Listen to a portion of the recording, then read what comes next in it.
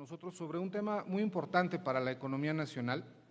La agricultura no solo es fuente de alimentos y materias primas para nuestra población e industria, es también, y hay que recordarlo, el único sector de la economía que en estos últimos trimestres de desaceleración es el único sector que ha venido creciendo.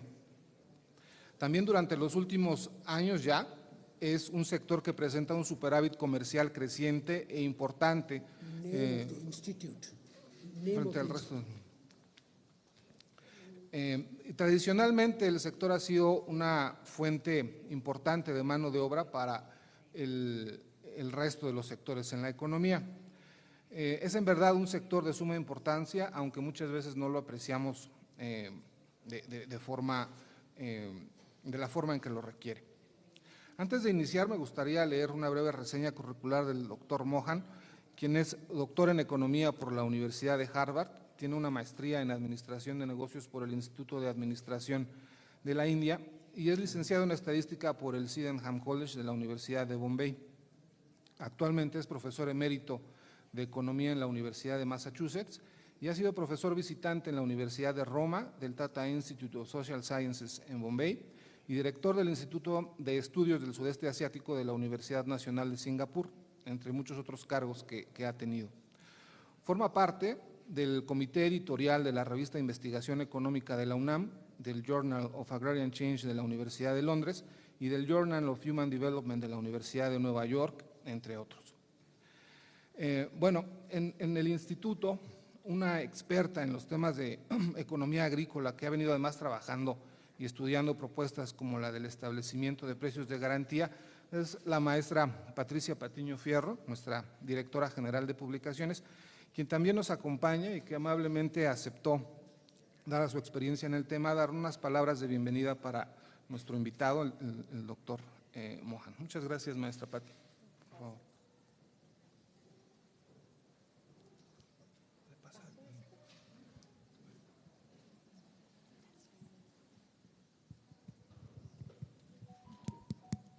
Bueno, pues muy buenas tardes a todas y a todos. Y desde luego que es para mí un honor presentar o dar inicio y dar con una bienvenida a todas las personas que se tomaron hoy el tiempo para compartir este espacio de análisis y de reflexión. Para mí, doctor Mohan Rao, es un honor poder dar la bienvenida en general a la conferencia que usted va a impartir, en particular a usted como especialista. Igual me sumo al agradecimiento a la Escuela de Economía por hacer posible este evento. Y bien, a manera de introducción y para dar contexto a este evento, quisiera mencionar algunos elementos que esperamos el doctor pueda retomar en su intervención. Hay una mexicana, la doctora Clara Husseyman, que define el derecho a la alimentación de la siguiente manera. El derecho a la alimentación, dice ella, se define como el derecho de tener acceso de manera regular, permanente y libre, sea directamente o sea mediante compra en dinero, a una alimentación en cantidad y calidad adecuada y suficiente, que corresponda a las tradiciones culturales de la población a la que pertenece el consumidor y que garantice una vida psíquica, física, individual y colectiva, libre de angustia, satisfactoria y digna. Esto lo declaró ella en un foro en el año 2014. Y de acuerdo a la FAO, la Organización de las Naciones Unidas para la Alimentación y la Agricultura, existe seguridad alimentaria cuando todas las personas tienen en todo momento acceso físico y económico a suficientes alimentos inocuos y nutritivos para satisfacer sus necesidades alimenticias y preferencias en cuanto a los alimentos a fin de llevar una vida activa y sana. Así las cosas, la seguridad alimentaria se refiere a una cuestión de disponibilidad, de acceso, de uso y estabilidad. Nos parece extraordinario poder contar con un doctor como el doctor Mohan Rao, que es especialista en desarrollo económico, como bien se decía por el maestro José Luis, en economía institucional y en economía política, porque eso nos va a permitir contar con una visión nutrida, integradora sobre el tema de política agrícola, que será el contexto en el que se desarrolle esta conferencia. Solo quisiera mencionar dos temas, como decía al inicio de mi intervención. Uno tiene que ver con la seguridad alimentaria en nuestro país. De acuerdo con la Organización Mundial del Comercio, nuestra balanza comercial de productos agrícolas es superavitaria, es decir, exportamos al mundo más de lo que introducimos a nuestro país para satisfacer nuestras necesidades de consumo. Y entonces viene la pregunta, ¿eso significa que nuestras necesidades alimenticias se encuentran cubiertas y que por eso tenemos excedentes para enviar a otros países? Bueno, seguramente entre quien asiste a esta plática, a esta conferencia, a este foro, hay muchas respuestas. Yo me atrevo a decir que lo que podemos observar es que nuestra seguridad alimentaria no se encuentra garantizada al 100% para todos los productos básicos y estratégicos que requiere nuestro país. Si bien existe un abastecimiento nacional para el caso del maíz blanco y frijol, hablando de básicos, cubierto de manera importante por nuestros productores locales, no así para el caso del maíz amarillo, utilizado principalmente para la alimentación del ganado bovino, de tal suerte que la cadena productiva del sector pecuario depende de manera importante del maíz amarillo que producen otros países, principalmente Estados Unidos. Al depender en más del 80% en un solo producto proveniente de otro país, nuestra seguridad alimentaria podría verse vulnerada, ya que en un momento dado podríamos no tener acceso físico si el país impone una cuota o arancel a la exportación y económico si no poseemos las divisas necesarias para adquirir este producto en los mercados mundiales. De la misma manera, quisiera situar el tema, doctor, si usted me lo permite, sobre los retos para superar la carencia por acceso a la alimentación, o en otras palabras, situar en este contexto, en el contexto de esta plática, el tema de la pobreza alimentaria. En México, el número de personas que padecen de alguna carencia por acceso a la alimentación es de aproximadamente 25 millones de personas. Y esta cifra se ha incrementado en los últimos 10 años, a pesar de los cuantiosos programas sociales que se han instrumentado. Recientemente, en la administración anterior, por ejemplo, el Programa Nacional Sin Hambre. Y aquí surge otra pregunta, ¿por qué a pesar de esos esfuerzos de aparente coordinación interinstitucional no se ha logrado erradicar el hambre en nuestro país? Podemos ser un país con una balanza comercial agroalimentaria favorable y al mismo tiempo tener más de 25 millones de personas padeciendo hambre.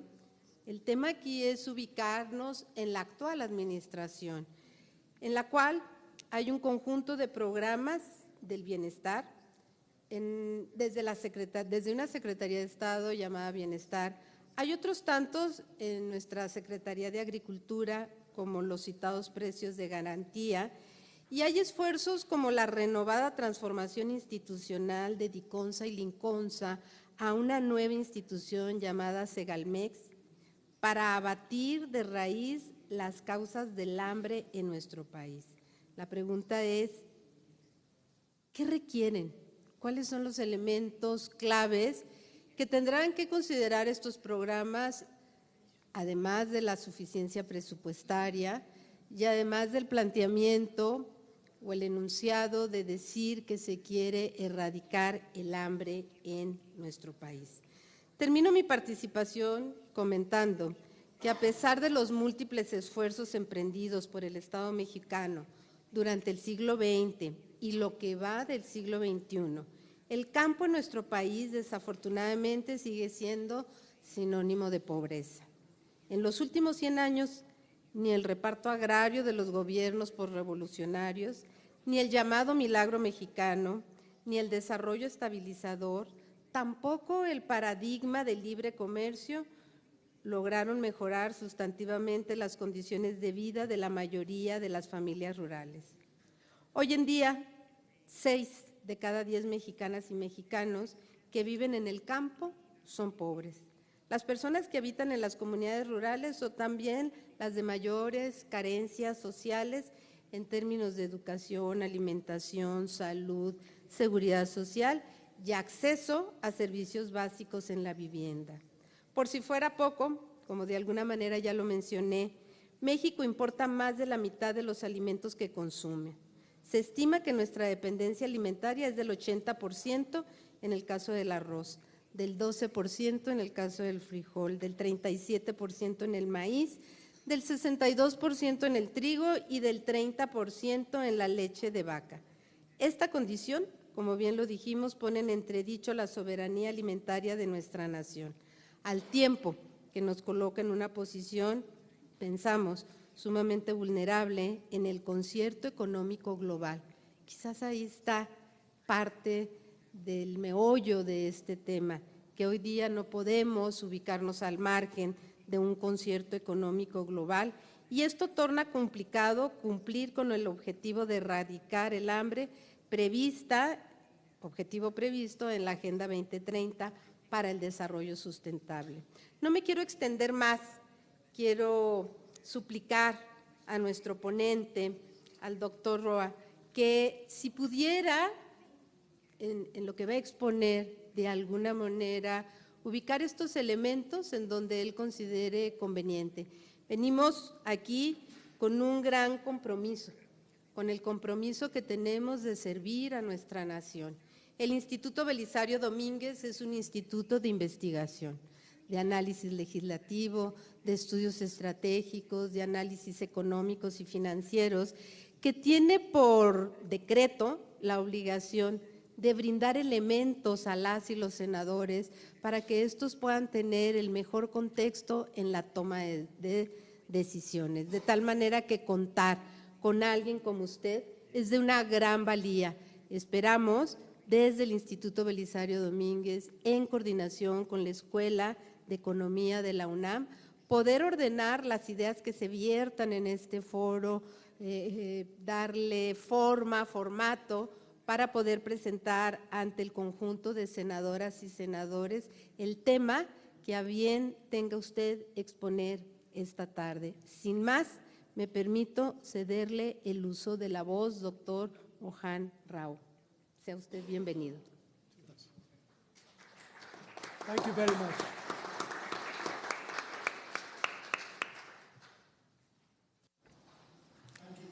Muchas gracias, doctora Martina Fierro. Es un gran placer y un privilegio para mí estar aquí con ustedes. Les agradezco y me siento muy conmovido por la presencia de tantas personas aquí entre el público. A mi derecho está mi anfitriona para mi visita a México, la profesora del UNAM, Benjamín García Belcher.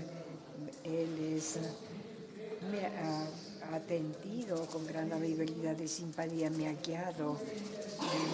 He tenido 2 días muy intensos de seminario en la UNAM, tanto ayer como el día de hoy, y hemos cubierto mucho terreno, especialmente una plática sobre el desarrollo económico en términos generales. Otro tema tuvo que ver con el desarrollo agrícola y rural, y voy a tratar de resumir ante ustedes lo que en mi opinión parece ser las conclusiones relevantes de la política que pude yo presentar al público en la UNAM.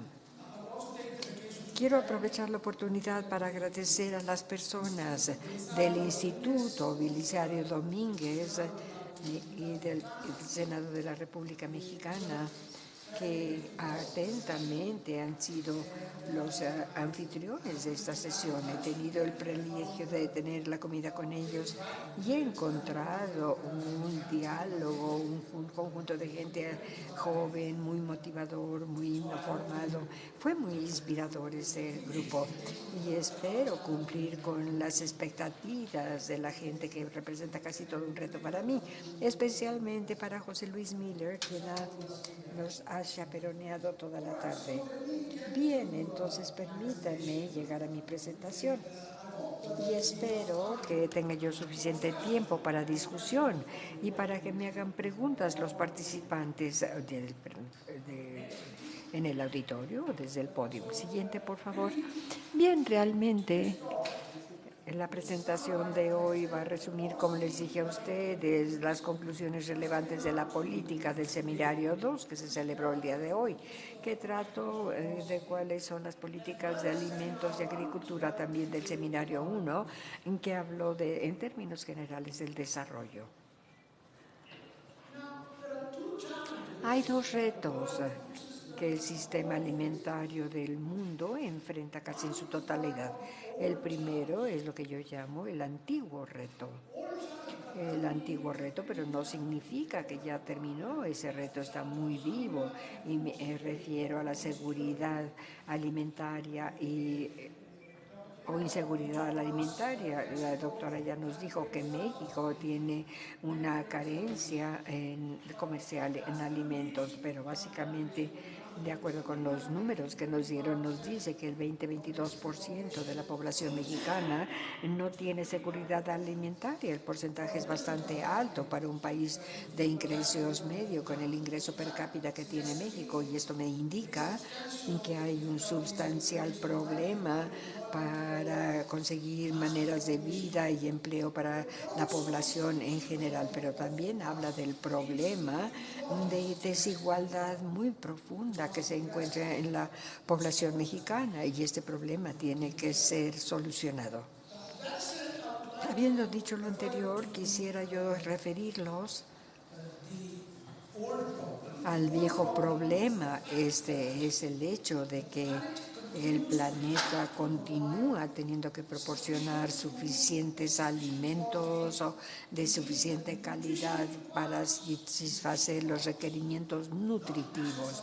No la suficiencia nacional, simplemente porque el país produce todos los alimentos que demanda el mercado. Esto no significa que el país está bien. ¿Por qué? Porque el país no necesariamente puede generar suficiente demanda de alimentos para cumplir con los requerimientos nutritivos de la población. Esto en el caso mexicano. Por lo tanto, todo este viejo problema de enfrentar la seguridad alimentaria está con nosotros. De 800 a 900 seres humanos o tienen hambre o están malnutridos. A 1,5 millones eso, están malnutridos, tal vez 2,000 millones, incluyendo personas en países muy ricos como pueden ser los Estados Unidos y la Gran Bretaña. Malnutrición puede ser un desequilibrio en la mezcla alimentaria, también de las grandes mezclas como los micronutrientes. Este problema alimentario está vivo con nosotros, y las formas más extremas del problema han reducido durante las últimas 5 o 6 décadas, pero siguen estando con nosotros. Hay hambre muy severa entre nosotros y por lo tanto está también en la desnutrición infantil y otros problemas alimentarios. A eso es lo que yo llamo el viejo problema: producir suficientes alimentos para satisfacer este déficit de los requerimientos alimentarios.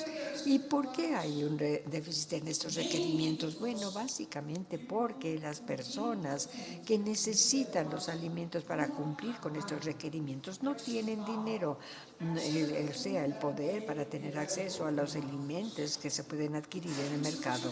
La insuficiencia de la demanda económica significa insuficiente de dinero participante. Esta es la causa fundamental de este problema. ¿Cómo manejar, cómo enfrentar este problema? Bueno, básicamente hay dos enfoques.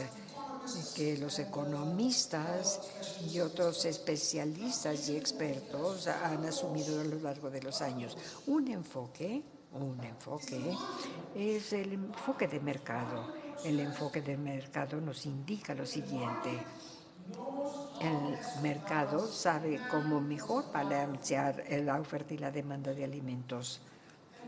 Y deberíamos dejar en manos del mercado el que haga sus propios cálculos.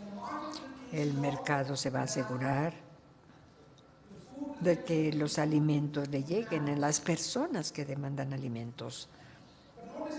Pero no dice que el alimento va a llegar a la gente que la demanda. Noten ustedes eso. No dice que va a llegar a la gente que la necesitan o la requieren, porque el mercado no respeta ni la necesidad ni los requerimientos, solamente se enfrenta con el poder adquisitivo. Este enfoque de mercado, que también a veces se llama el enfoque de mercado libre o laissez-faire en francés, tiene que ver con, como muestra el tercer punto que tenemos acá, tres principales políticas. La primera es el comercio libre, que ya mencioné, especialmente la apertura al mercado libre, al mercado abierto. El maíz americano puede estar en México, el maíz México puede estar en América sin restricciones gubernamentales. En segundo lugar, la globalización de toda la economía, no solamente la alimentaria. En tercer lugar, la orientación a los exportadores, para los sectores que pueden tener exportaciones. Este es el enfoque que recomienda el Banco Mundial, el Fondo Monetario Internacional, USAID, el FAID y otras agencias alimentarias. Y debo decir también que la mayoría de mis economistas amigos o colaboradores en el resto del mundo, la mayoría de ellos, así lo recomiendan. Desafortunadamente, sin embargo, este enfoque no reconoce plenamente la importancia tan enorme que tiene el gobierno en arreglar tanto el suministro de alimentos y la demanda adecuada de alimentos para que la demanda y la oferta sean iguales. Este enfoque de mercado libre no reconoce la importancia del Estado. ¿Y por qué es importante el Estado? Déjenme darles un ejemplo. Asia era el hombre pobre del mundo hace 60 años. Asia fue el hombre hambriento del mundo, pero hace 60 años. China es relativamente rico el día de hoy, pero en los primeros 50 años del siglo XX, los chinos eran más pobres, no tenían ropa, no tenían zapatos, no tenían casas, eran explotados por usureros y por los dueños de la tierra. Y por supuesto que estaban hambrientos y estaban muy vulnerables a la hambruna y la enfermedad. Lo mismo pasó en la India y en Bangladesh, en Pakistán. En la actualidad, la misma historia se cuenta en partes del sudeste asiático, en partes de África también. Aun cuando quiero señalar aquí que no es cierto necesariamente que todos los países que están sufriendo de este tipo de problemas necesariamente estaban en hambruna hace 100 años o hace 200 años, porque hace ese tiempo, por ejemplo, la gente en Sudáfrica estaban tan vulnerables como están el día de hoy, porque hay que recordar que el mercado puede traer alimentos de diferentes países, diferentes lugares, pero también trae inestabilidad de ingresos y por lo tanto válidamente o fácilmente no podemos comparar la situación presente con la del pasado. En la India, por ejemplo, y en Asia, por ejemplo, todavía sufre de mucha hambruna, de malnutrición, mucha desnutrición, pero ya no es el hombre hambriento del mundo, ya no es el hombre empobrecido del mundo, ya no es el hombre que puede contar sus costillas, inclusive ya no lo es. Son casos especialmente exitosos, incluyendo a China, por supuesto, y Japón después de la Segunda Guerra Mundial era muy pobre, se recuperó rápidamente. Sur-Corea, Taiwán y otros países del sudeste de África lo han hecho muy bien, del sudeste asiático lo han hecho muy bien, pasaron de ser países con hambre a estar muy bien. Sudeste asiático no está tan mal, pero de cualquier manera la hambruna es una historia de que todavía la gente se muere por hambruna, pero básicamente no es muy importante el número de gente que padece de hambruna. Por lo tanto, si vemos cómo Asia alcanzó este progreso, lo que vamos a encontrar, lo que vamos a ver es lo siguiente: el enfoque de mercado libre no fue el que hizo que esto sucediera. Entonces, Asia, ¿cómo logró esta redención, esta liberación de la hambruna y problemas relacionados con ella? Básicamente porque los gobiernos asiáticos invirtieron en caminos rurales, en educación rural, en investigación agrícola, en extensión agrícola y visitas del gobierno, de profesionistas capacitados, invirtiendo en sus casas, en diseminación rápida de la información sobre los precios de mercado, información sobre brotes de enfermedades, de métodos de cultivo, información sobre el uso adecuado de fertilizantes, etcétera, etcétera, etcétera, de muchos de estos productos. Si hacemos la pregunta, ¿y por qué el gobierno debe hacer todo esto, atender todo esto? La respuesta es porque el mercado no lo hace. ¿Va a hacer el mercado un camino rural? ¿Por qué lo va a hacer si no puede cobrar una cuota cuando hay un camino rural? Y por lo tanto, las compañías no construyen estos caminos, no hacen investigación agrícola, cuando menos en las variedades de altos que se crecen en la actualidad. Tenemos las variedades verdes, tenemos la revolución verde.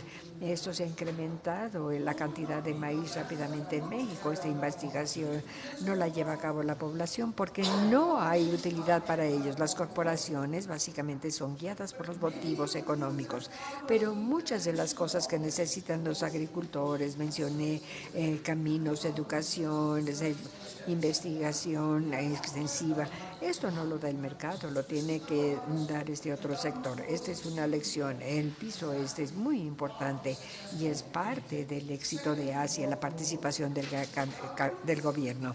Segundo camino es que el gobierno tiene que balancear el mercado porque tiene alta variabilidad y volatilidad, y ustedes y yo, la clase media, podemos sobrevivir un incremento sustancial en el precio de los alimentos, pero no es posible para el 50% de la población mundial. En 1997 hubo una crisis financiera enorme en el sudeste asiático. Afectó Sur-Corea, Taiwán, Indonesia, todos los otros países del sudeste asiático. La hambruna se desató de inmediato. En Indonesia la pobreza pasó de ser de 15% al 50% de la noche a la mañana. ¿Por qué? Porque la gente pobre gasta mucho dinero en alimentos y por lo tanto los precios de los alimentos es muy importante para ellos. Si suben mucho los precios de los alimentos, se ven severamente afectados y el mercado no soluciona esto, cuando menos no es una solución fácil. Entonces el gobierno tiene que participar y equilibrar al mercado comprando alimentos cuando hay exceso de suministro y después compra los alimentos de tal manera que el precio no baje demasiado y que se mantenga un nivel adecuado para los agricultores. Por otro lado, el gobierno también participa para vender alimentos cuando hay escasez de alimentos en el mercado y los precios van a la alza, vendiendo los alimentos de sus propios almacenes. Él puede reducir el precio. El gobierno, por lo tanto, estabiliza el precio de los alimentos y es una función sumamente importante del gobierno. Ahora, para que el gobierno pueda hacer esto, no tiene que ser una víctima de los mercados internacionales y del comercio internacional. Debe poder una cierta independencia para las fuerzas del mercado internacional y, por lo tanto, estamos ante un entendimiento muy diferente de la política agrícola y de la política de precios que el punto de vista que describía ustedes del mercado de libre comercio. Por lo tanto, hay varios enfoques a la política alimentaria. Uno es el enfoque de mercado libre y el otro es el mercado manejado. El enfoque de mercado manejado. Los dos requieren mercados. Los mercados son útiles porque pueden dar señales de cuando hay demasiada oferta o demasiada demanda, y se ajustan los agricultores, los consumidores, y por lo tanto el mercado llega a cierto equilibrio. Por lo tanto, es una función muy, muy útil del mercado. Pero el mercado puede ser un servidor muy útil, ¿sí? De cualquier manera, es un maestro, un dueño muy malo, pésimo.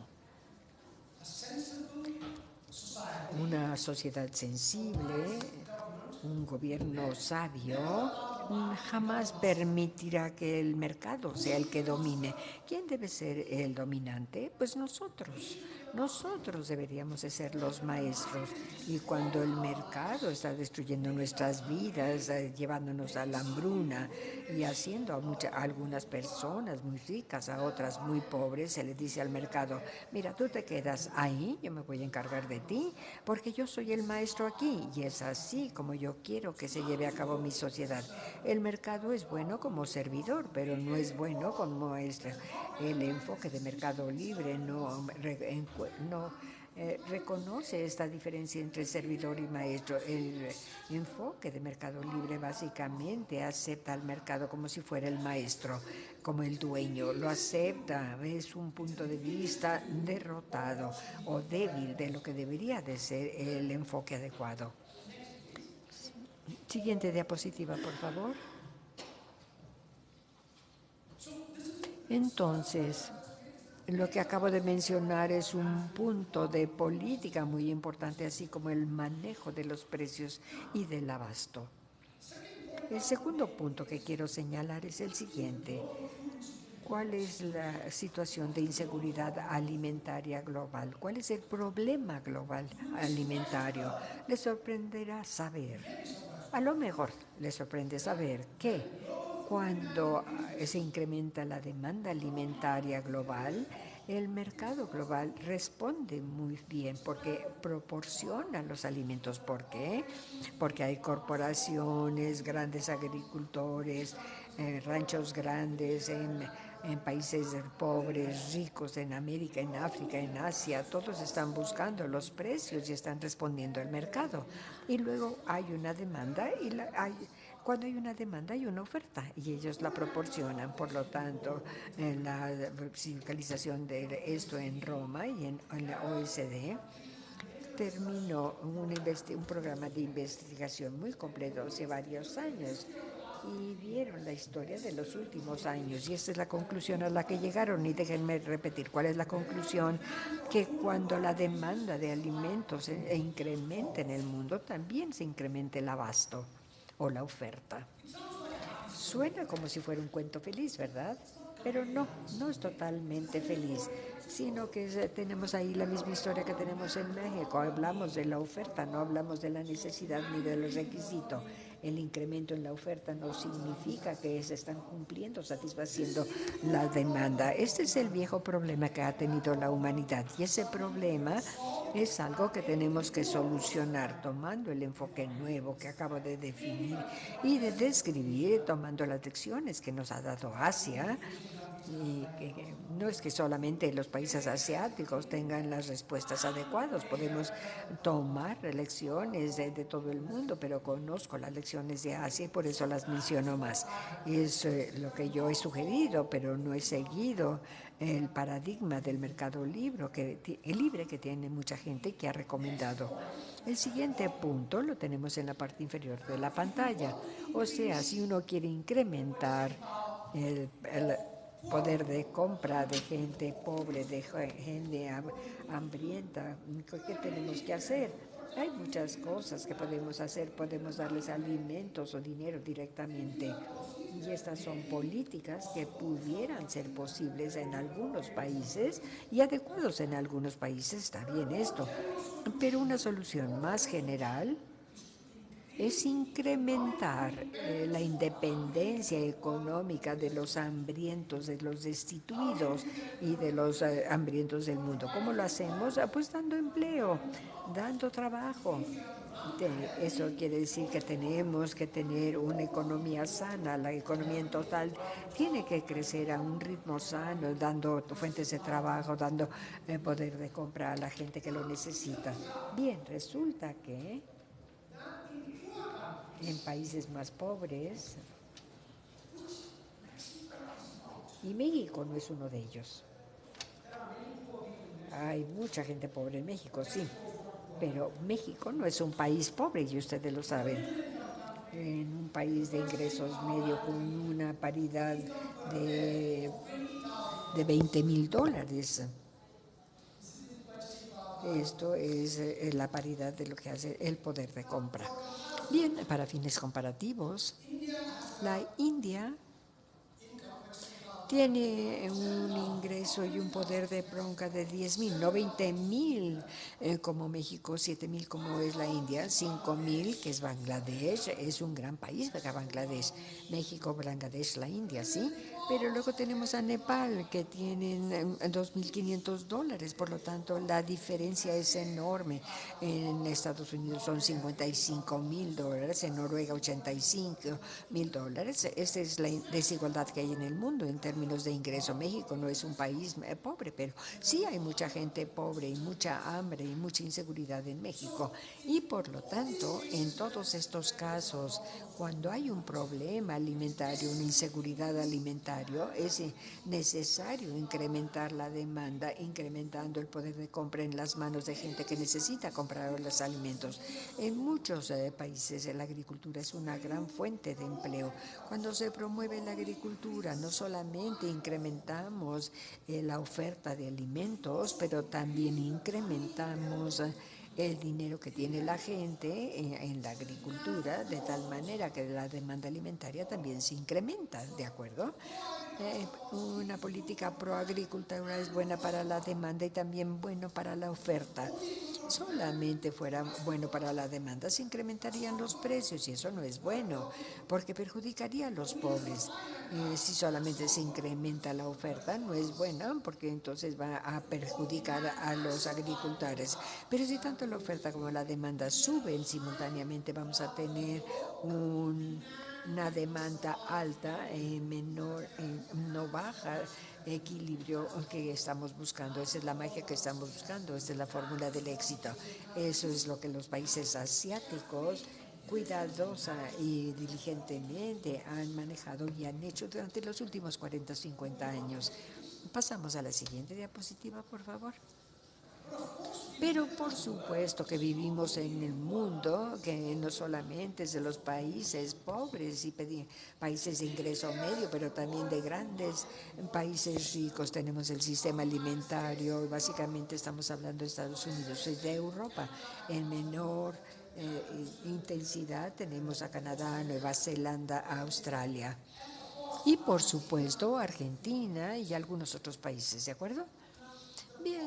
El problema en el sistema alimentario mundial siempre ha sido que los países ricos, los Estados Unidos, la Unión Europea tiene una protección muy grande a la agricultura, subsidian a sus agricultores, tienen fuentes grandes de trigo, de maíz. Nadie pensó que los americanos tuvieran que ver con el arroz. El arroz es un cultivo asiático, pero Estados Unidos es el segundo exportador de arroz en la actualidad. Por lo tanto, Estados Unidos y Europa están presentes en estos mercados y exportan alimentos subsidiados, de tal manera que la agricultura en partes del mundo han sido destruidos como resultado de esto. En África del Norte se produce muy poco queso y leche porque tienen el que viene de Suiza, de Francia, del Reino Unido, etcétera, ¿no? En el África subsahariana, los alimentos que son buenos para nuestra salud han bajado sustancialmente porque la población urbana en África y aún los que viven en áreas rurales comen trigo y maíz. arroz y trigo, y por lo tanto están dependiendo más de estos alimentos.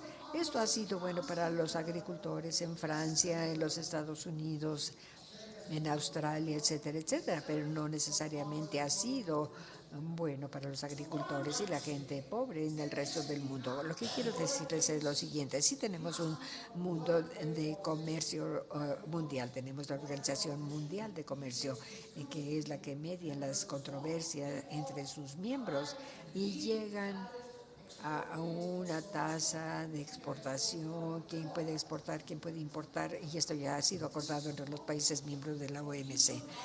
Pero no es una negociación entre gentes o pares iguales. Una de las partes es muy poderosa, la otra es muy débil, por lo tanto la negociación se inclina así, no de esta manera, no es pareja. Y esto es cierto de la agricultura también, aun cuando los Estados Unidos promete reducción sustancial en los subsidiados, básicamente no se hace, sino básicamente se cambian los subsidios de una caja del sistema a otra caja del sistema. Déjenme hablarles ahora de la Organización Mundial de Comercio. Durante los últimos 7 años, 2012 a 2019, China, India, Japón, Indonesia, Bangladesh y Pakistán son los países más grandes del mundo. Asia tiene el 60% de los seres humanos. Entonces, 15 países han trabajado juntamente y han negociado con ellos y llegaron a un acuerdo comercial. Esto se llama la Sociedad Económica RACP. Es un acuerdo agrícola. Y la idea de esta asociación comercial es como la que existe entre Corea y la Unión Europea, o inclusive la Organización Mundial de Comercio. Van a operar más como si fuera con un acuerdo como con el Mercosur u otros países latinoamericanos, y todo esto beneficia a todas las partes. Pero todas las partes no son iguales. Algunas son jugadores muy poderosos en algunos mercados, otros son jugadores muy débiles. Por lo tanto, negociaron, sí, y hace un par de meses firmaron un acuerdo. En el último día, cuando tenía que firmarse este acuerdo, uno de los miembros negociadores se salió. Y fue la India la que se salió. Es un país enorme. 10 Méxicos, esa es India, 10 Méxicos es la población de la India, es un país sumamente grande, muy, muy grande. ¿Y por qué se salió de la negociación? Porque los negociadores de la India no podían lograr que los chinos, los japoneses y los de Indonesia estuvieran de acuerdo con una serie de tarifas que garantizaba la protección y la seguridad alimentaria de la India, y por lo tanto se salieron, no acordaron los aranceles. ¿Y qué es lo que nos dice eso? Nos dice que en la economía mundial que tenemos acuerdos comerciales que no siempre son justos, no son iguales. A veces estos acuerdos son redactados para los fuertes y para los ricos, y no frecuentemente para los pobres y los débiles. Dije que a veces, perdón, me retracto, no es a veces, sino en la mayor parte de las veces. Eso es lo que pasa. Los acuerdos son firmados para los que son más ricos y más fuertes. Es un ejemplo de cómo el mundo trata de reunirse para cooperar. Y la cooperación es difícil porque estamos hablando de jugadores disparejos. Permítanme hablar ahora del segundo reto. El segundo reto es el siguiente: cambio climatológico, calentamiento mundial. Algunas personas ahora le llaman la crisis global, otros la llaman la emergencia global. Estoy seguro que han leído las noticias y saben lo que está pasando con el clima. Están conscientes de los incendios en California durante los últimos 5 o 6 años. Serios incendios forestales, ¿verdad? Están conscientes también de la sequía en muchos lugares, de inundaciones. En Europa, por ejemplo, las inundaciones en Europa. Una vez en el siglo esto sucedía, pero ahora sucede cada 2 años. Los científicos no están mintiendo. Señor Trump, por favor, escuche. Los científicos dicen la verdad. Desafortunadamente, La gente en los Estados Unidos, donde yo vivo, muchas personas no creen a los científicos, prefieren creerle a Trump. Es un problema real. Ahora, continuemos ante esta situación y entendamos lo que está sucediendo. La agricultura, como saben, en los países ricos es una parte muy pequeña de la economía, de 3 a 4% en Estados Unidos, en Europa, en Australia, etcétera. Aún en México probablemente represente el 8 o 10% de la economía. En la India representa 15-16%. En África subsahariana representa el 30-40% de la economía. Para el mundo en general, la agricultura no es muy grande, pero la agricultura es muy importante para el calentamiento mundial. Como dice 80, quiere decir la agricultura explica el 30% de los gases de invernadero. 30%, esa es la participación de la agricultura en los gases de invernadero. Es más, la agricultura contribuye la gran parte del metano. El metano se produce básicamente por el ganado, por las vacas, el gas que generan las vacas es el metano, sí, claro, y el metano es muy poderoso, es 33 veces tan poderoso que el dióxido de carbono, es 33 veces más. Por lo tanto, nuestro sistema alimentario, nuestra dieta, lo que comemos, es un contribuyente muy importante al cambio climatológico. Y este clima a veces dice cómo se lleva a cabo la agricultura. Estamos hablando de inundaciones, exceso de humedad, escasez de lluvia. A veces los efectos del cambio climatológico. Y los científicos nos están diciendo que estos eventos se van a incrementar todo el tiempo. Siguiente, por favor. Ahora el cambio climatológico es nacional, es doméstico. El cambio climático es regional. Cambio climatológico es continental. Cambio climatológico es global. Está por todos lados porque el clima está por doquier, ¿de acuerdo? Y no se brinca a nadie. El cambio climatológico nos va a afectar a todos nosotros. Dicen que inclusive el nivel del mar se puede incrementar por 1.5 pies ya para el 2030 o el 2060. Es algo muy serio, sumamente serio, porque muchos seres humanos y asentamientos humanos están cerca de las costas. Mucha de nuestra inversión en infraestructura, gran parte de la población vive en las costas, inclusive nuestra agricultura está cerca de la costa. En muchas partes del mundo, en los distritos costales son muy fértiles debido a que tienen acceso a la infraestructura, al comercio, etcétera, etcétera. Un muy buen ejemplo de esto es Bangladesh. 180 millones de personas, correcto, 180 millones de personas. Es el doble de población de México. Se ve pequeño en el mapa, pero es enorme en términos de población, doble del México.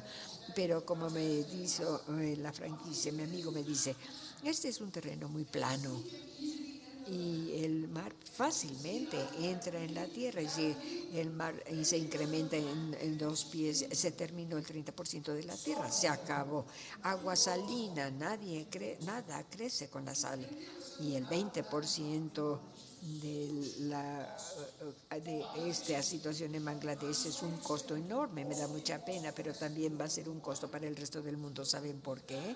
Porque con este tipo de crisis va a ser lenta, no se verá de la noche a la mañana, se va a presentar en 15, 20 o 30 años, pero esto puede desplazar a la gente, puede generar migración de la gente con el tiempo. Eso ya se está dando, la gente está migrando de Centroamérica, quieren estar en Estados Unidos. ¿Por qué?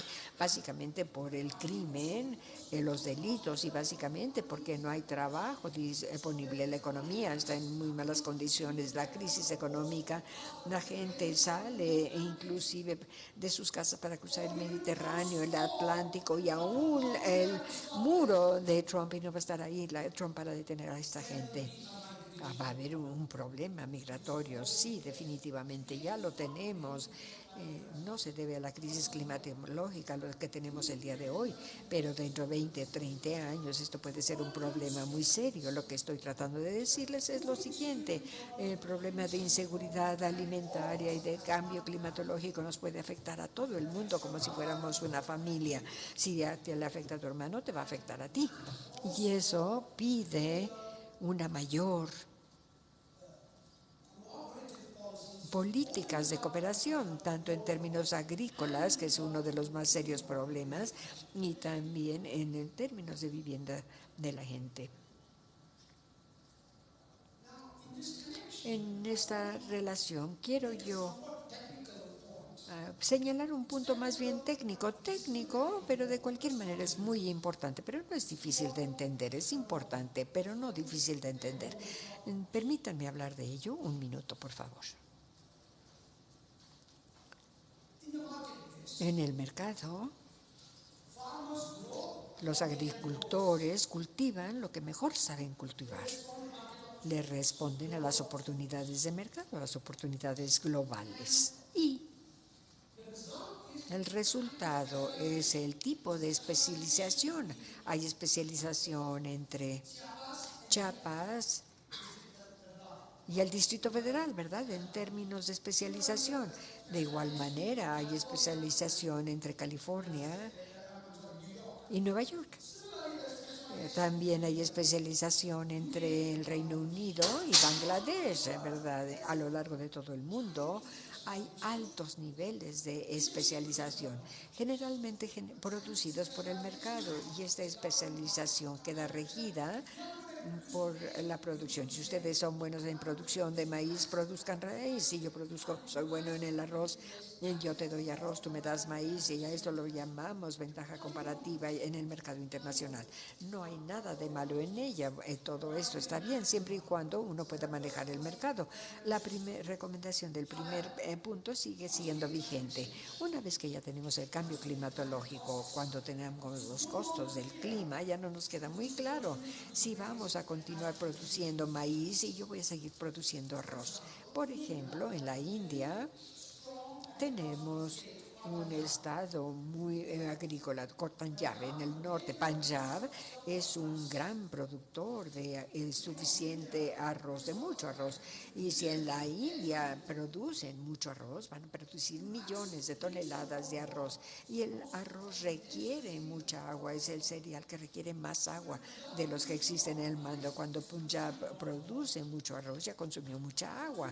Desafortunadamente, la India, debido a diferentes políticas, el Punjab ha producido más exceso que lo que puede absorber y comprar el mercado. El mercado subsidia a los agricultores de Punjab y les permite exportar su arroz. Estamos igual que los europeos y los estadounidenses, ya entramos en este mercado. Piensen en esto: si la India empieza a exportar miles de millones de toneladas de arroz, ¿qué están exportando? ¿Solamente arroz? No, están exportando agua. Están exportando agua también, lo entienden ustedes también, ¿verdad? ¿Y qué es India? Es un país que carece de suficiente de agua, es un país sediento. Muchas partes de la India, el mayor temor en la India es que los conflictos de agua se van a incrementar entre las regiones, las provincias, etcétera, etcétera.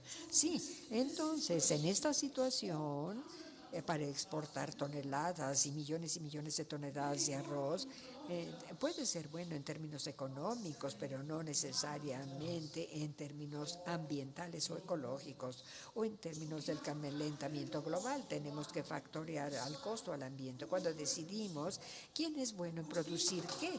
Esto quiere decir que el gobierno tiene que participar en el mercado, que no tome en cuenta eso, y le va a decirle al mercado: mira, tú estás contaminando con tu auto, por lo tanto tienes que pagar 50 centavos más por cada galón de gasolina que compres. Eso lo hacemos. Tenemos impuestos sobre la gasolina, sobre el petróleo. Para tomar en cuenta esto, empezamos a hacerlo para todo tipo de cosas que van al mercado internacional, incluyendo concentrados. Y bueno, tal vez en muchos casos el mundo no debe tener tanto comercio, sino que debería concentrarse más en su propio país. los países deben ser más locales que globales. Esto no significa que están en contra de los extranjeros, no, solo significa que están a favor del planeta.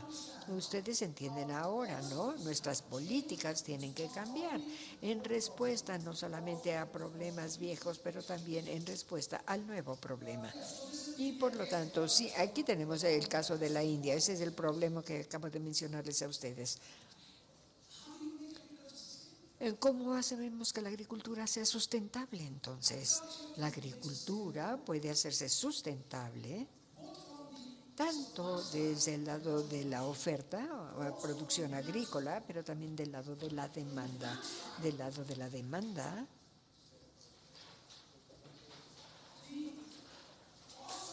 el costo del calentamiento global se puede reducir. La liberación de gases se pueden reducir si nosotros construimos una dieta, lo que comemos, o sea, la dieta que ingerimos, que tome en consideración el impacto al planeta. Por ejemplo, nuestra dieta que requiere comer carne intensivamente requiere mucho calentamiento global en cierta medida, inclusive mucho consumo de productos lácteos, quesos, leche, etcétera, tiene efectos parecidos. Los alimentos que no son vegetales y cereales no van a tener un impacto tan bestial, pero básicamente recuerden ustedes que les dije que el 30% del calentamiento global se debe a la agricultura. Y yo diría que si la humanidad conjuntamente pudiera cambiar su dieta sustancialmente, tal vez de aportación de 30% se va a reducir al 20%. Y esto va a empezar a marcar una diferencia en el calentamiento global. El control de la demanda es muy importante, no solamente para la salud del planeta, sino también para la salud del ser humano. Porque en los países ricos, y ahora cada vez más en los países en vías de desarrollo, la obesidad es muy importante, malnutrición, desnutrición. Se están incrementando estos problemas debido a nuestras dietas. Y básicamente debido a lo que hacen las corporaciones abusivas que le ponen aditivos, azúcar a los alimentos para que lo puedan vender más rápidamente en los supermercados. En primer lugar aquí, cambios en la dieta. Número 2, por supuesto, sistema de producción. Es un tema muy importante y quiero dejar tiempo para nuestra discusión, pero quiero decir que podemos tomar en consideración modelos agroecológicos, modelos de conservación, modelos orgánicos. Y hay ejemplos muy importantes de cómo aplicar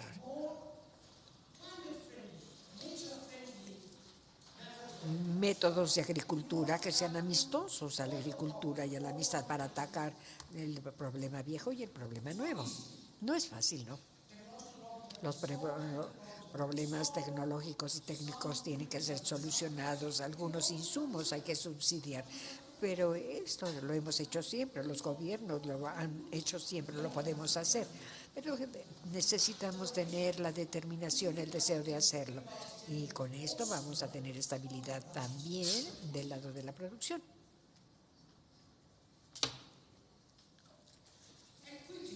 La equidad, la justicia en el mundo,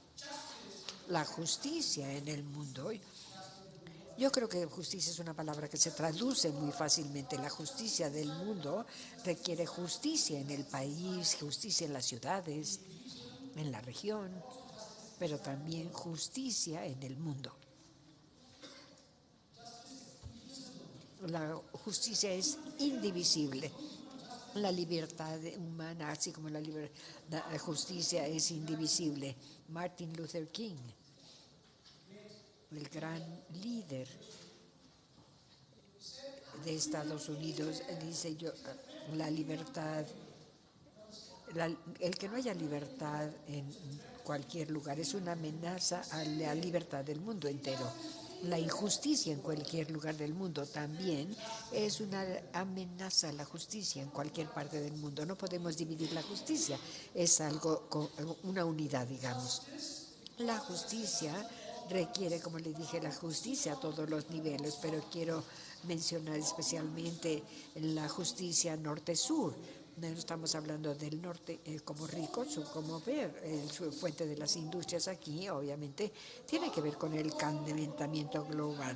Básicamente, el cambio climatológico se debe a los países ricos. Los países más pobres no están contribuyendo bastante en la actualidad, pero no son los que más contribuían al inicio. Pero los países ricos sí ya eran ricos y lo están contribuyendo. Básicamente estamos viendo que hay dos problemas. El primero, el calentamiento global va a limitar su desarrollo, no van a poder incrementar la agricultura. Número dos, gran parte del calentamiento global va a sentirse en las áreas tropicales, especialmente, ¿de acuerdo? En el Caribe, por ejemplo, en los altos del Pacífico, en las islas asiáticas, en las áreas de Bangladesh, en los países pobres de la Indonesia. Los trópicos van a verse más seriamente afectados. Van a ser más severos las cosas ahí que en las otras zonas. El costo del calentamiento global se distribuye injustamente en el mundo. Para beneficios del calentamiento global ya se distribuyó de manera dispareja. La injusticia, necesitamos compensación. Tenemos que convencer a nuestros hermanos y hermanas de los países desarrollados, no estoy hablando de enemigos, sino de hermanos y hermanas, para que compensen al sur también. Debido a que ahora hay una escasez de tiempo, me voy a detener aquí, porque hay todo un segmento de esta presentación y tiene que ver con el desarrollo económico en términos más generales y las políticas que se derivan de ahí. Pero para este público podría ser más útil que yo me detenga aquí y permitir que se abra el piso para preguntas y respuestas. Gracias.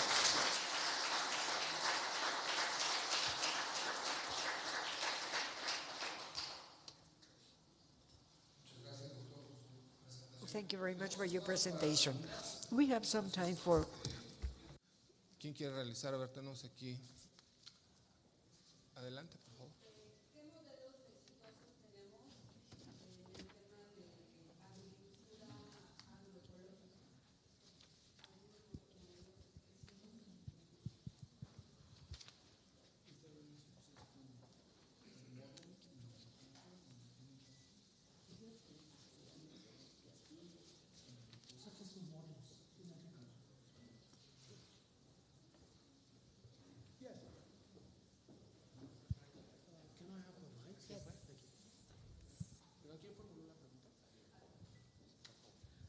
Sí, que si nos podría dar ejemplos de modelos exitosos en el mundo en el tema de la agroecología. Es pregunta 1.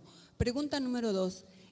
Tengo conocimiento que, por ejemplo, Brasil y apenas Bolivia lograron avanzar en el tema de desarrollo en agroecología y entonces, ¿cómo es que ya no permanecen esos gobiernos que de alguna manera redujeron la pobreza y el hambre en las comunidades? Esa es la parte de mi pregunta concreta. ¿Qué es lo que falló, pues? ¿Por qué? Porque no quiero que falle en México. Yes. So my first recommendation, if you want to, oh, you can't hear it. ¿No me pueden oír? 1, 2, 3, ¿me oyen? Sí. Sí, ya lo podemos oír. Por favor, díganle que sí. Sí podemos oír. Mi primera respuesta a su segunda pregunta es la siguiente. Si ustedes quieren conservar a su gobierno, no practiquen la agroecología. Es una manera muy sencilla de contestar su pregunta, pero no, hablando en serio. Hay muchos casos de éxito de desarrollo agrícola. No soy experto en agroecología y quiero que quede muy claro ese, pero hay muchos ejemplos de agroecología exitosa. Básicamente está en pequeños espacios de los países de Europa. En muchos casos es la número 1. Parte de Latinoamérica, estoy segura, parte del sudeste asiático también. Y estos podrían ser los ejemplos de la práctica de agroecología y otros sistemas similares que mencioné. Hablé de agricultura orgánica, de conservación, todo esto se empieza a dar en diferentes partes del mundo, pero son grupos muy pequeños, son campeones de ello, pero también hay muchas controversias sobre lo que está pasando y sí se está dando esto. Bien, en términos de su segunda pregunta, ¿por qué algunas políticas progresivas no se han sostenido, como por ejemplo en Brasil, en Bolivia? Claramente es una pregunta política. Y con pregunta política no me refiero a cuál partido político, etcétera, etcétera. No, me refiero a los intereses de quién se atienden cuando se echa a un gobierno y entra a otro gobierno. No se trata solamente de competencia y partidos políticos, sino que tiene más que ver con los intereses de clase, intereses regionales, intereses de los ricos versus la clase media o los pobres, o los intereses de la vieja industria versus el resto de la economía, etcétera, etcétera. Por lo tanto, siempre hay un conflicto económico subyacente en los diferentes temas políticos y estos encabezan. Esto da como resultado cambio de gobierno, especialmente de Bolivia. Les puedo decir a ustedes lo siguiente. Recientemente me jubilé de mi universidad y mi último estudiante de PhD era de Bolivia. Y su tesis doctoral era totalmente sobre el régimen de Evo Morales durante los últimos 18 años. Fue una tesis, una disertación brillante, muy buena. Y exitosamente contestó las preguntas que se había hecho a sí mismo, preguntas económicas. Explicó el éxito de las políticas bolivianas y también explicó en dónde podría equivocarse esto en el futuro. Ahora me preocupa, ustedes, ahora me preocupa esta persona porque salió de Massachusetts y se regresó a Bolivia hace 6 meses, consiguió un trabajo, pero yo no sé si va a poder sobrevivir en el nuevo régimen, no lo sé, porque él escribió evaluaciones muy positivas sobre su trabajo escrito. Ese es un problema que existe por doquier. La política está cambiando en India, en Indonesia, en Polonia, en el Reino Unido. Vean a Reino Unido, vean a los Estados Unidos también. Hay lucha, sufrimiento, conflicto por doquier. Nada nuevo para la humanidad. ¿Cómo enfrentamos estas situaciones? Solamente uniéndonos. La gente que piensa igual se tiene que unir. Primero tienen que estar de acuerdo sobre lo que tiene que hacerse, luego organizarse, retar a la gente en el poder, de tal manera que se adopten y se tomen las acciones correctas. Gracias por su pregunta. Tengo 2 preguntas acá.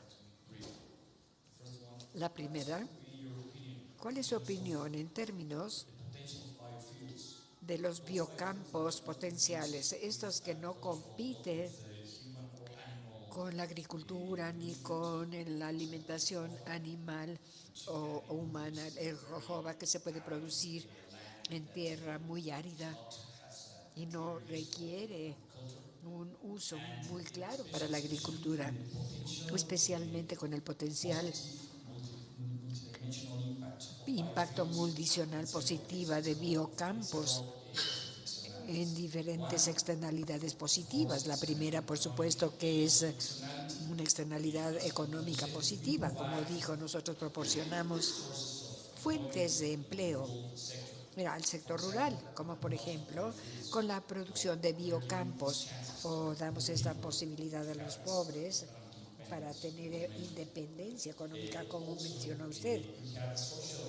Pero tenemos también un impacto social positivo, no solamente en términos de este incremento del bienestar de esta gente, sino que también por la dinámica intertemporal que se puede producir. Como sabemos, cuando los pobres incrementan su bienestar, tienden a reducir su índice de natalidad y de exceso de población. Perdón. Y como sabemos, estaríamos de acuerdo que la sobrepoblación es un factor enorme que contribuye al calentamiento global. Tenemos que incrementar esta conciencia sobre la importancia de mantener de manera sustentable a nuestra población. Me detengo aquí, pero mi segunda pregunta breve es la siguiente: la factibilidad de teniendo esta cooperación internacional en términos de esta compensación que mencionó usted. Me preocupa un poco, para ser honesto, al pensar en la experiencia del protocolo de Kioto. Como sabemos, hace varios años esa era la idea, dar diferentes mecanismos, el anexo 1 del protocolo de Kioto, los países ricos a dar una compensación para los países que no estaban en el anexo 1 porque podían reducir las emisiones de gases de invernadero, y a final de cuentas creo que hubo una falta de voluntad política, especialmente en Estados Unidos, y recientemente lo vimos con la jubilación de los Estados Unidos del Acuerdo de París. Por lo tanto, quisiera yo saber cuál es su opinión sobre este tema. Los mismos son bastante escépticos, cuando menos respecto a la factibilidad de que esto se dé. Bueno, gracias. ¿Me escucha usted? Bueno, muchas gracias por estas preguntas, sí. Biocombustibles. Yo sé mucho de los experimentos con biocombustibles y los nuevos que está usted mencionando, los experimentos de biocombustibles que pudieran solucionar algunos problemas sin agravar otros problemas. El problema con los experimentos de biocombustibles de los últimos 10 años, los campeones fueron los Estados Unidos, Europa, Brasil y Japón. Son los 4 principales campeones de biocombustibles. ¿Cuál es el enfoque con este enfoque? Bueno, que causó incrementos sustanciales en los alimentos. Se requerían muchos acres de cultivo de maíz en Estados Unidos y entonces incrementó el precio del maíz, pero los otros precios también de arroz los consumen los pobres latinoamericanos, los pobres asiáticos, los pobres africanos, y todos se alimentan muy mal debido a estos incrementos en precios. Se ha dado cuando menos 2 veces en los 8 años de experimentar con los biocombustibles. Estos experimentos, en mi opinión, fueron todo un desastre, fueron un completo desastre. Incrementaron los precios de alimentos y perjudicaron a los pobres. ¿Qué pretendían hacer los biocombustibles? Impedir que el precio de la gasolina se incrementara. ¿A quién beneficiaría esto? A los nuevos compradores de autos en China, nuevos compradores de autos en India, nuevos compradores de autos en otras partes del mundo, y básicamente compradores de autos en países ricos. Y serían los beneficiarios. Los biocombustibles eran terriblemente hostiles a los pobres y muy favorecedores a los ricos. Había ciertos intereses que cabildearon sobre estos temas, pero nadie vio la base de los combustibles, cuando menos no conozca a nadie que la haya visto. Esto no significa que quiero que pintar un ejemplo específico de lo que está proponiendo usted en términos de innovaciones y enfoques a los biocombustibles que no impongan costos al segundo y tercer sector, que fue lo que pasó con los experimentos que se llevaron a cabo previamente. Respecto a la pregunta de población, lo que me gustaría decir son 2 cosas. El ser humano creó el calentamiento global como resultado de 2 factores. El primero, cuántos seres humanos existen, cuál es la población y cuál es el consumo promedio por ser humano, ¿de acuerdo? Por lo tanto, si tomamos a la población total del mundo y asumimos que todos los seres humanos tienen el mismo promedio de consumo, es razonable pensar o decir que la población es un problema. No de lo contrario. ¿Por qué? Porque los estadounidenses consumen el 40% de lo que consume la gente de la India o de Bangladesh, ¿de acuerdo? ¿Sí? El ingreso per cápita en la India es $2.500. El ingreso per cápita en Estados Unidos es $55.000, o sea, como 30 veces más. Un estadounidense contamina el globo 30 veces. Una persona de Bangladesh lo produce, consume una sola vez para la población de Estados Unidos. Es solamente una tercera parte de la población de la India, ¿sí? Si tomamos población y consumo real, no el promedio mundial, los Estados Unidos son mucho más responsables del calentamiento global, aún hoy, para no mencionar el pasado. Y después tenemos a los países pobres. Este es el primer punto. Si tomamos la población, si incluimos la población Incluimos también la primera de injusticia de los del norte contra los del sur. No digo esto con hostilidad, lo digo porque me baso en hechos, en el entendimiento de lo que hay. El último comentario sobre la no compensación. Es cierto que la humanidad ha tratado de cooperar, sí, en muchas áreas. Es cierto también que la humanidad ha fracasado en muchas áreas, pero también es cierto que en algunas áreas, a veces en algunas áreas insignificantes, la humanidad ha tenido éxito en la cooperación. Bien, en relación con el cambio climatológico, no podemos darnos el lujo de ser derrotados. No podemos no cooperar, la cooperación tiene que ser exitosa. La razón de esto es porque es en el mejor interés del mundo y lo digo en serio, no lo digo como político, es bueno para todos los mexicanos, ¿no? No hay un mexicano promedio. Hay mexicanos de diferentes tipos. Lo mismo es cierto en el resto del mundo, pero lo digo en serio porque si logramos cooperar en el cambio climatológico, esto se reduciría la temperatura o evitaría que se incrementaran las temperaturas y se pueden acumular muchos otros beneficios. Es una política adecuada que debe perseguir el mundo entero. Pero ¿cómo logramos que todo el mundo se siente a la mesa para acordar cooperar?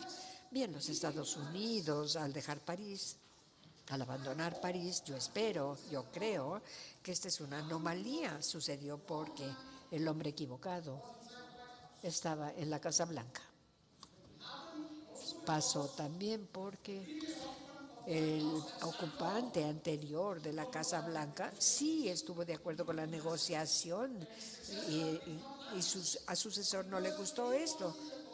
Y básicamente lucha contra todas las políticas que hizo Obama. Básicamente esto es lo que pasa en Estados Unidos.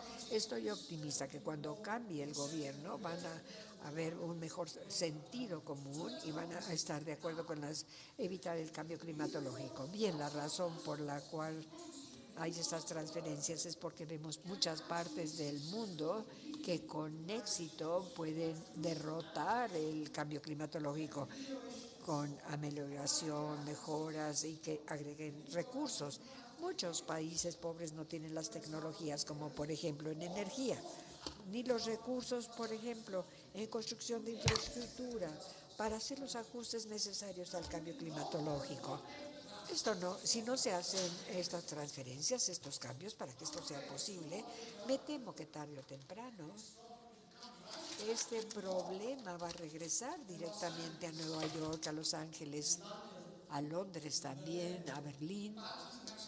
Inclusive va a regresar a la Ciudad de México cuando la gente empieza a migrar de partes del mundo que van a perjudicar por el cambio climático y la gente no tiene recursos ni conocimientos tecnológicos. De cualquier manera, su cooperación es una necesidad. Puede parecer un sueño distante, pero las buenas ideas siempre parecen ser sueños distantes. No nos podemos guiar simplemente por fracasos del pasado y decir, no, esto no se puede hacer, vamos a fracasar. Hay que intentarlo. Los jóvenes están muy despiertos en este respecto. Han viajado y han cruzado el Atlántico de Freedom al Atlántico. Ha viajado en altas cadenas y mareas. Mi hijo, mi hija están mucho más conscientes de estos problemas que mi hermano o mi hermana, que tienen 30 años más de edad. Por lo tanto, yo sigo siendo optimista. Tenemos que continuar siendo optimistas y tenemos que creer que vamos a hacer que estas soluciones funcionen. Esto es cierto para ustedes. No puedes decir algo te va a pasar a ti bueno si no hacen que tengan éxito. A lo mejor no lo van a tener todo el éxito del mundo, pero pueden hacer que esto tenga éxito.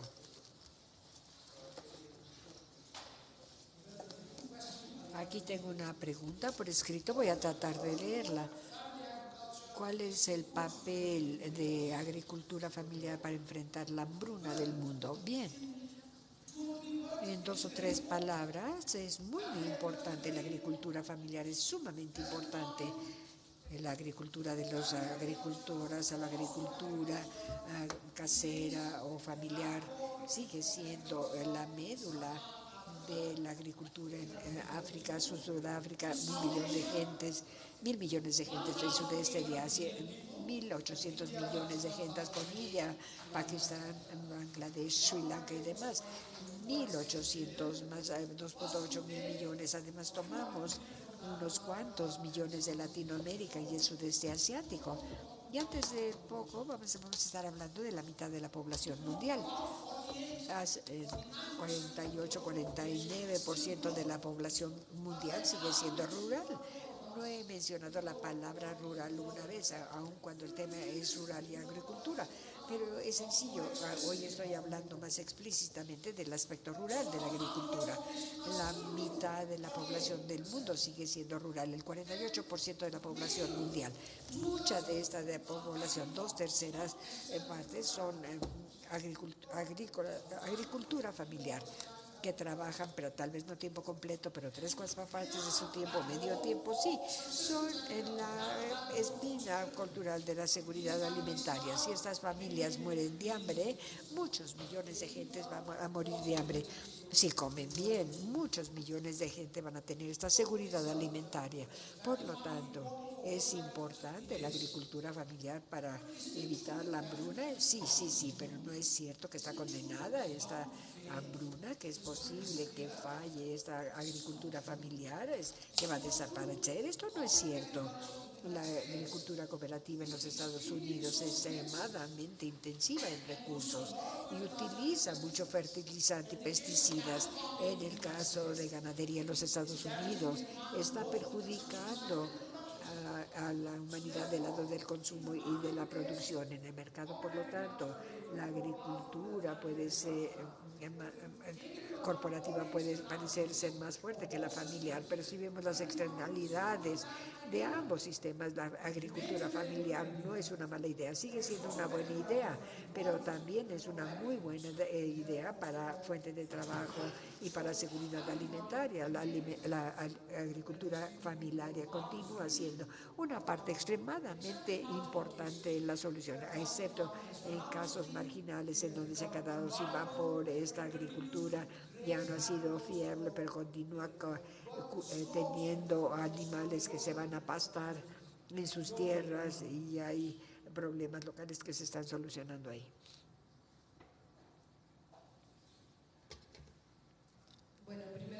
Well, first of all, allow me, Doctor, to tell you that it was extraordinary, your participation, the way you discuss, or you are discussing this topic of food security, relating it to, in 2 ways, as you said, the free market and the managed market, 2 different models. How, if you place from there the topic of climate change, the topic of education and new ways of production, the topic also of management of resources. And this has a lot to do with the culture of people in order to be successful in new schemes. No puedo dejar de situarme en México. En México, hace aproximadamente 4 décadas, el gobierno decidió irse por la vía del mercado libre. Y su planteamiento era que el mercado debía regular la oferta y la demanda, dejando de lado o desmantelando una gran parte de las instituciones al plantear que ya no debía haber intervención, dejando de lado que el mercado no atiende el rezago social, como bien lo ha planteado usted. Hoy día estamos en una nueva etapa en México, con un gobierno que está retomando algunas de las cosas que usted está planteando, bueno, a mi juicio, después de escucharlo. Sin embargo, el modelo en el que se sigue desarrollando es el del mercado libre. Entonces, debería de entender que esto debe ser un proceso, o sea, cómo no nos abstenemos o no dejamos de ver que somos parte de una economía mixta, en donde el mercado libre juega ese papel que usted menciona, pero hay un gobierno emergente que empieza a plantear una nueva política pública que retoma mucho del Estado benefactor. La construcción de caminos rurales, los subsidios a la población. El programa de precios de garantía intenta jugar ese papel, en donde si bien no juega el gobierno un papel directo para balancear el mercado en general, sí se convierte en una alternativa para los productores más pobres del país, en tanto que por un lado subsidia a la hora de comprar la producción y en ese sentido busca equilibrar ese mercado, y por otra parte subsidia también el consumo, en tanto que concentra, después vende a otro precio o a un precio que está por debajo del mercado, digamos, general. Entonces, bueno, ahí hay un intento a través del programa de precios de garantía. Hay un conjunto de programas sociales que buscan beneficiar a quienes menos tienen. Y entonces la interrogante que yo tengo es, ¿por dónde debe caminar el gobierno cuando tiene esta intención? Si en el corto plazo, con estas medidas, no puede cambiar el rumbo general de la economía del país. ¿Dónde entra la variable del sacrificio del pueblo, si es que se puede ubicar así? ¿Qué ha pasado o qué pasó en Asia o en la India? Hubo un planteamiento de sacrificio de parte de la población, cómo compaginar la expectativa que tiene la ciudadanía con esta pretensión que tiene un gobierno de intervenir para balancear el mercado, de intervenir para atender el rezago social, porque eso tiene un costo y porque la población no es homogénea y va a haber una parte de la población que no esté de acuerdo con ese tipo de medidas. Entonces, pues me gustaría saber su opinión.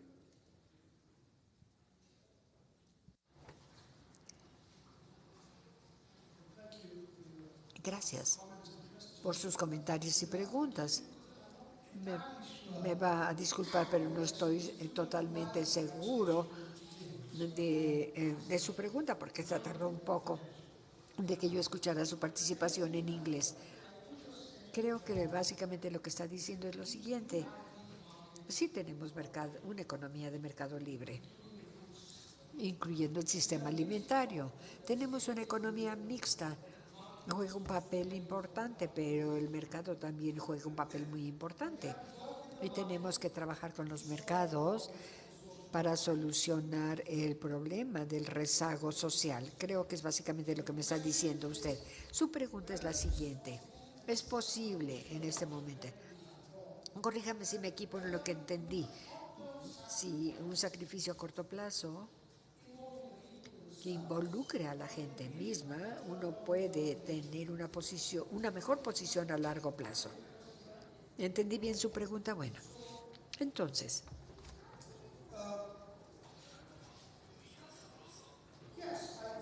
creo que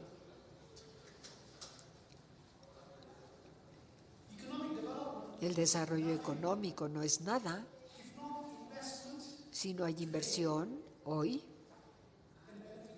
y beneficios mañana. Hay un cierto sacrificio hoy y los beneficios vienen después.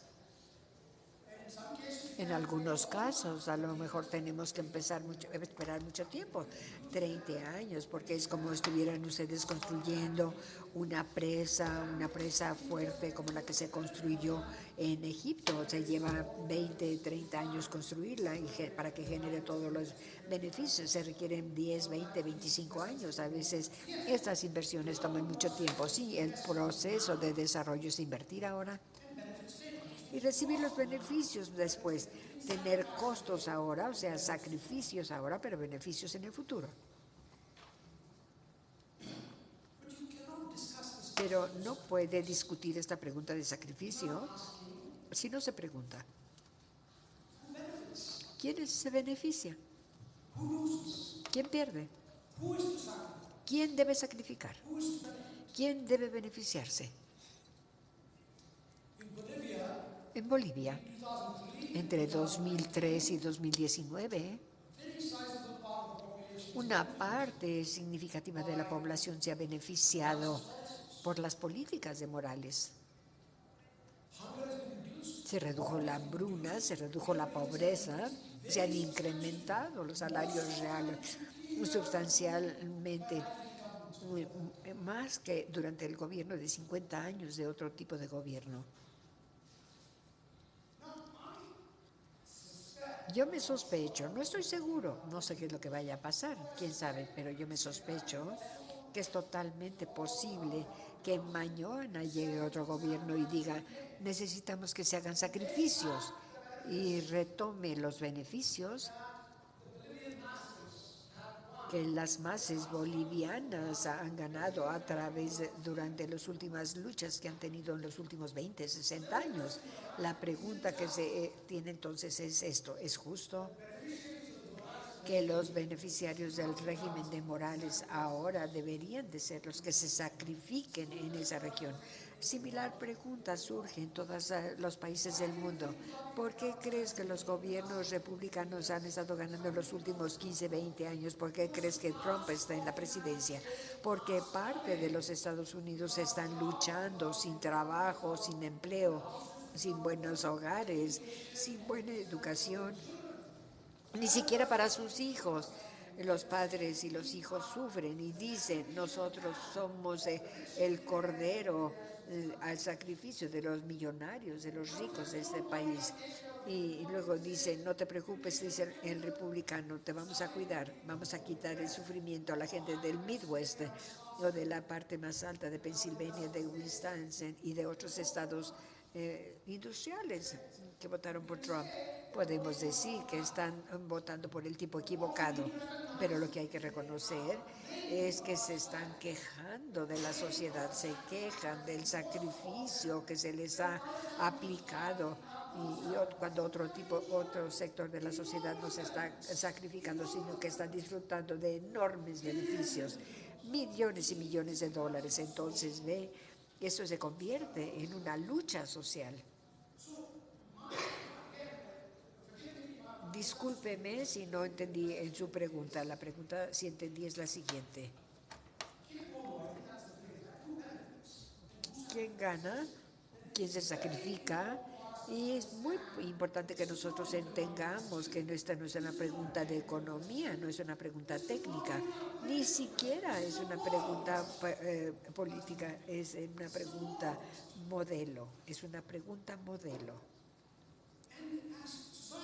Y conforme las sociedades, no debemos basarnos solamente en los económicos, los sociólogos, los historiadores, los filósofos, los ateístas, sino en todo el mundo, que en última instancia eso nos va a permitir llegar a un amplio consenso de quién está sufriendo, quién se está beneficiando, quién debe sacrificar otra vez. Esta es la pregunta que está sacudiendo a Europa, es la pregunta que está sacudiendo a Estados Unidos también, es la pregunta que está sacudiendo a otros países del mundo, en parte porque los retos de la globalización se han incrementado dramáticamente. Hace 30 años, en el Midwest, uno podía terminar la secundaria e irnos a una compañía armadora de autos, de acero, de llantas y ganar $22 por hora. Hoy tenemos suerte si conseguimos un trabajo que pague $7.50 la hora. De eso hablo, tanto los padres, las madres y los hijos. Hay una epidemia opioide estadounidense, 60,000 americanos mueren todos los años. Es como la punta del iceberg. Hay muchos cientos de gentes que están sufriendo de la misma malasia, de depresión, etcétera, etcétera, ¿sí? ¿Por qué? ¿Quién está sacrificando? ¿Quién se sacrifica? Esa es la pregunta que hay que contestar. Yo he llevado el debate a un nivel tal vez más alto, un nivel demasiado agotador, pero quiero encontrar el lugar de salida. Los problemas son totales. No podemos tomar un problema, selectivamente tomar un problema aquí, tomar otro allá e ignorar todos los demás.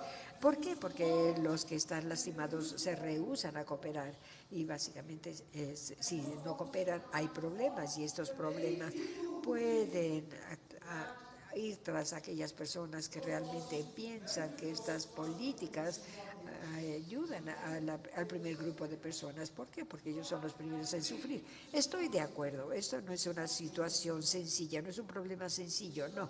Este es un problema, por ejemplo, en el caso mexicano, de los mexicanos que discuten, que analicen, que entiendan la justicia.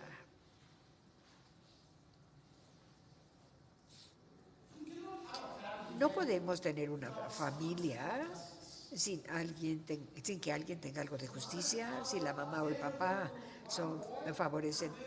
están a favor de un chico o a favor de otro chico o chica y no están a favor de otros, va a crear resentimiento y en última instancia va a generar una familia que es disfuncional y que van a sufrir. Aún los que pensamos que se van a beneficiar van a sufrir. No es diferente a lo que pasa con la sociedad. La sociedad no es tan diferente a la familia, ¿verdad? En mi opinión, no.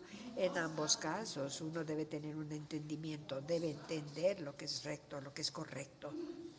Bien.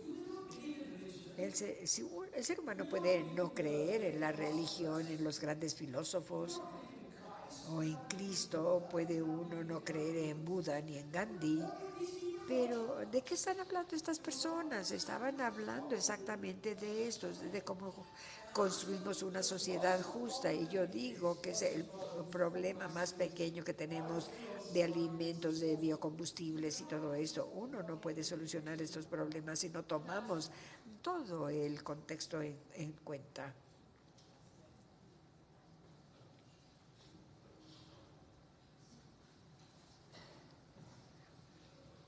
Hola, ¿qué tal? Hello, good afternoon.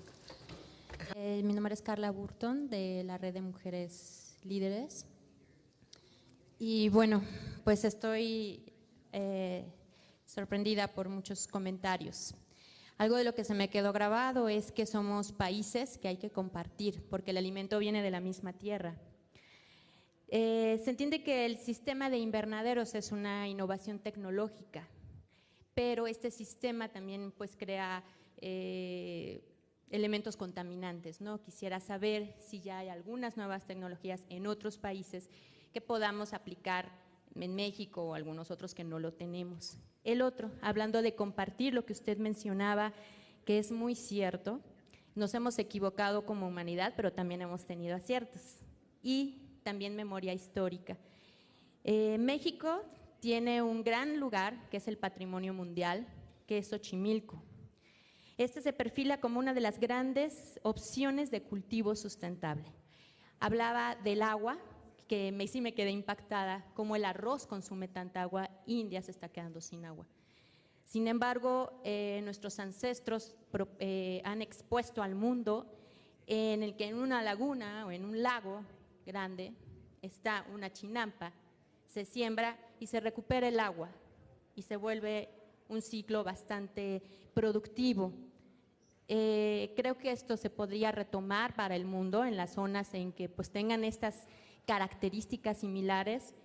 Y otra, pues yo no sé, pero hablar, como usted decía, ¿quiénes somos realmente los necesitados? Yo soy necesitada porque no sé cultivar y dependo, pues obviamente, y todos aquí dependemos de la agricultura.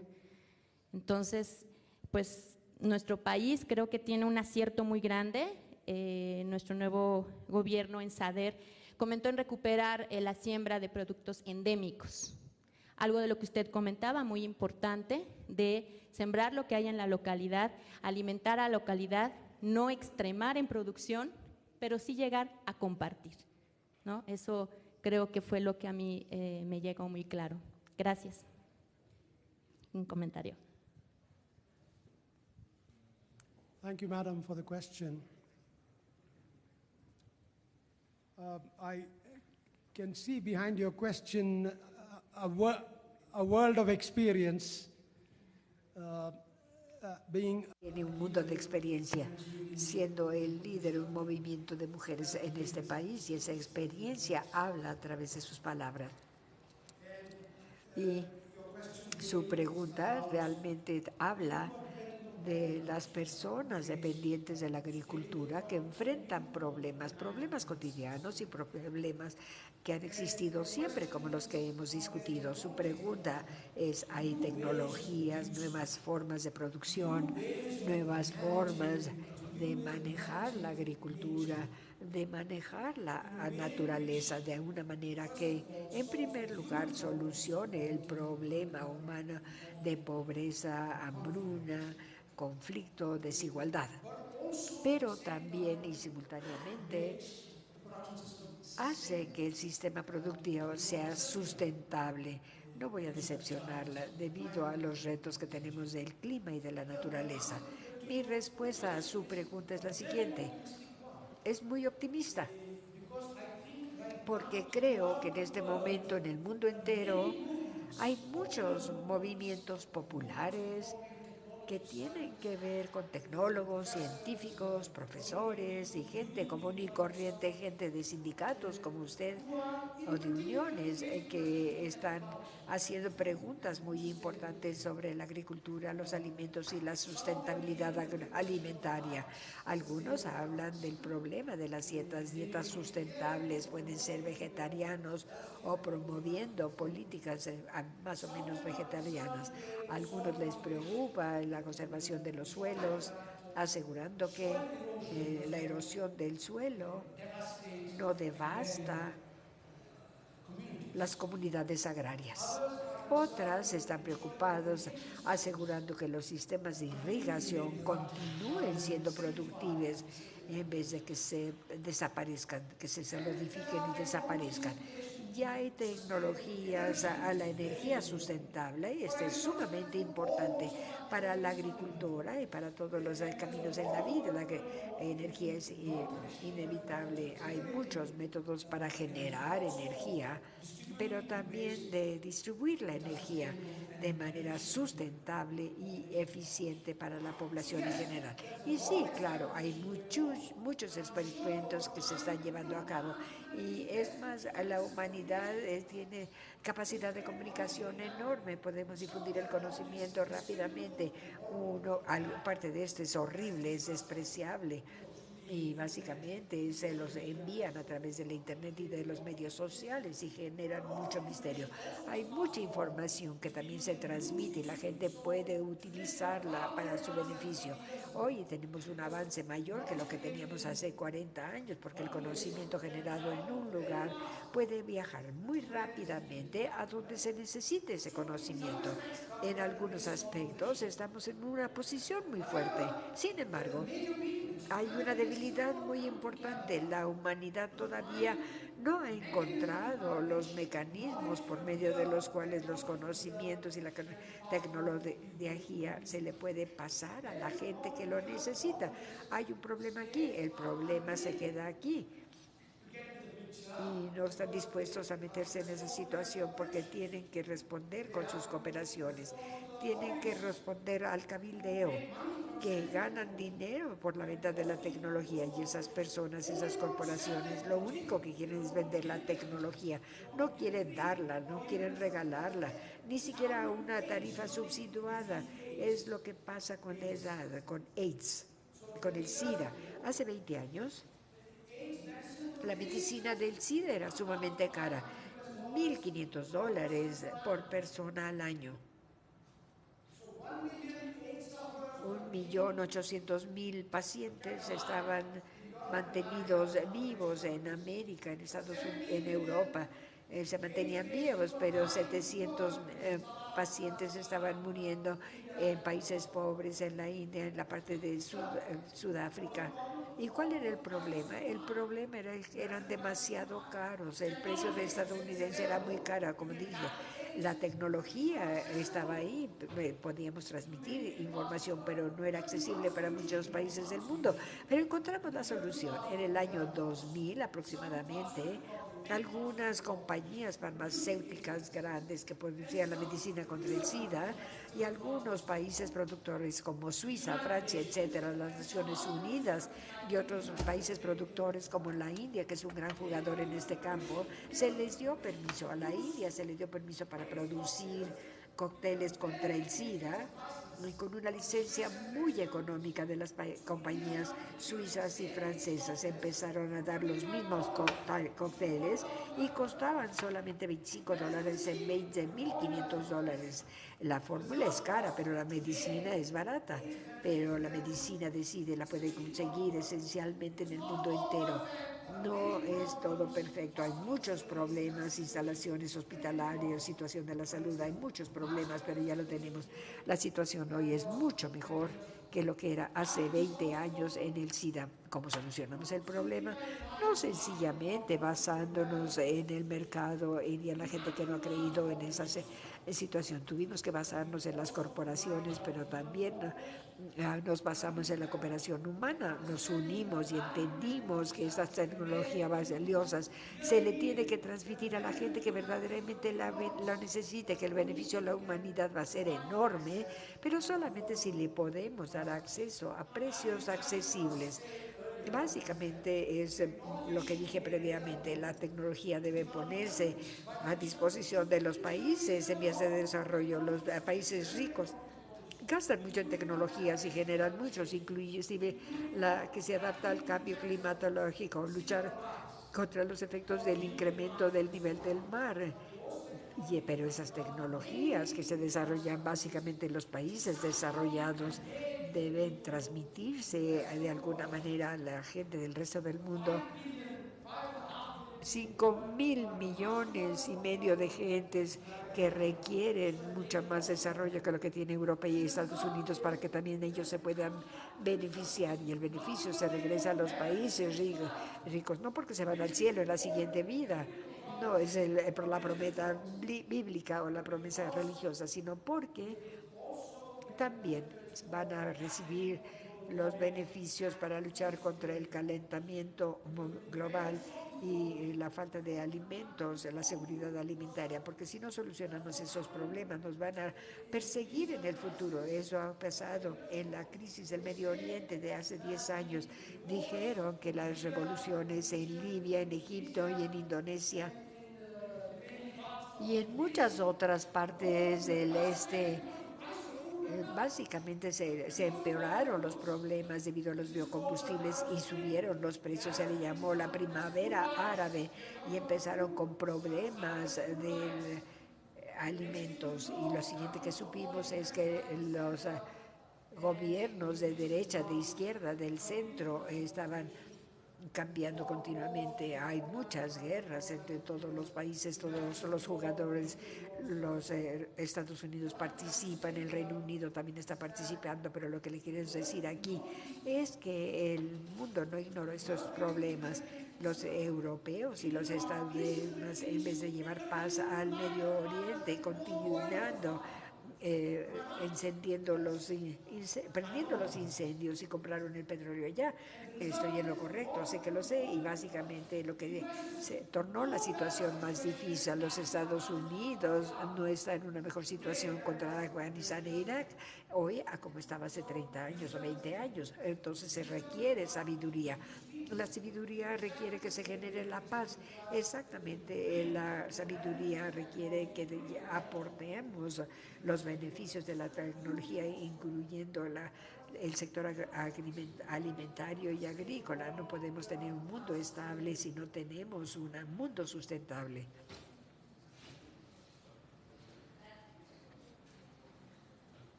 Well, we're short of time now. A very quick question that I heard in the back, and we're going to be closing this. Ovadio Valderas. I study in the School of Economics. My school is a brief one. My school is brief, going back to the principle that Mexico has not had a development or growth in agriculture since the agrarian distribution, growing stability, or the Mexican miracle. But nevertheless, I believe that we haven't done everything bad. From your point of view, I would like to know what are the things that we have done properly for the agricultural development, and what are the measures that we should adopt so as not to make the same mistakes that we have made in the past.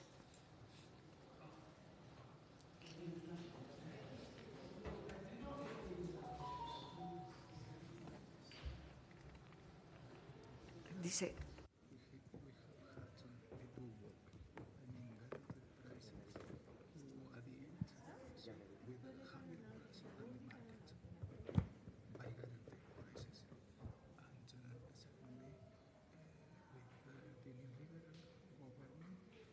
lo tenía acá.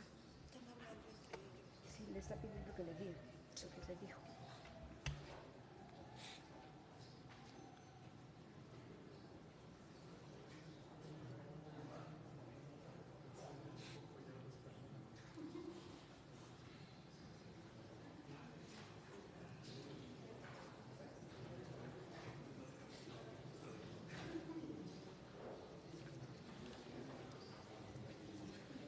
Thank you, Benjamin, for translating.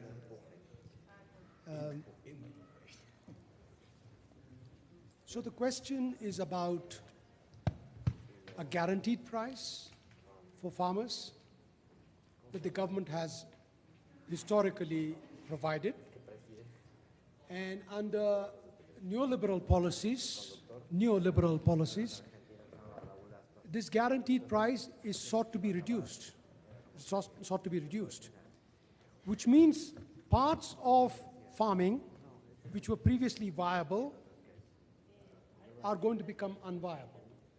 Farmers are going to make less income or simply become completely impossible to continue as farmers and have to leave the countryside and go to the cities. Ese es el inglés, ¿no? Ya me cambió, como entiendo la pregunta. In regard to this problem. En un nivel, la solución es muy sencilla. Restaurar los precios de garantía, ¿sí?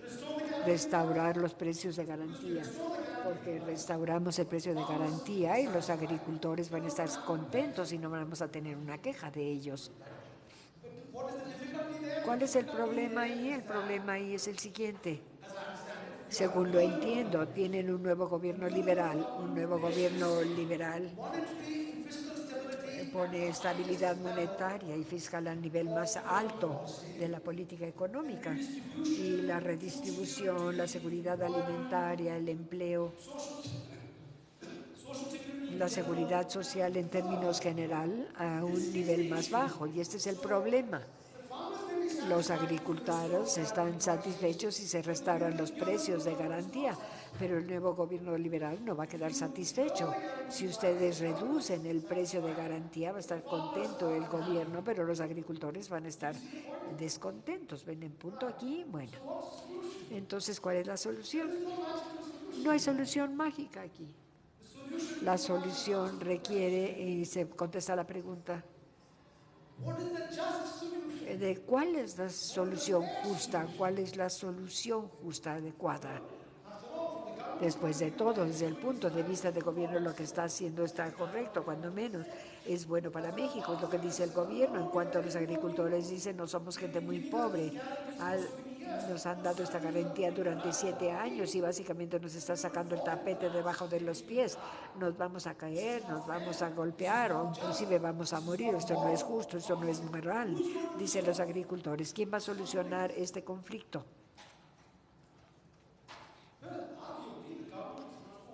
El gobierno tiene mucho más poder que los agricultores. Los agricultores pueden irse a Paseo de la Reforma y propagar sus litros de leche o lo que sea en las calles. Básicamente el gobierno va a tratar de controlarlo, pero los agricultores se regresan a casa y el gobierno continúa con su nueva política.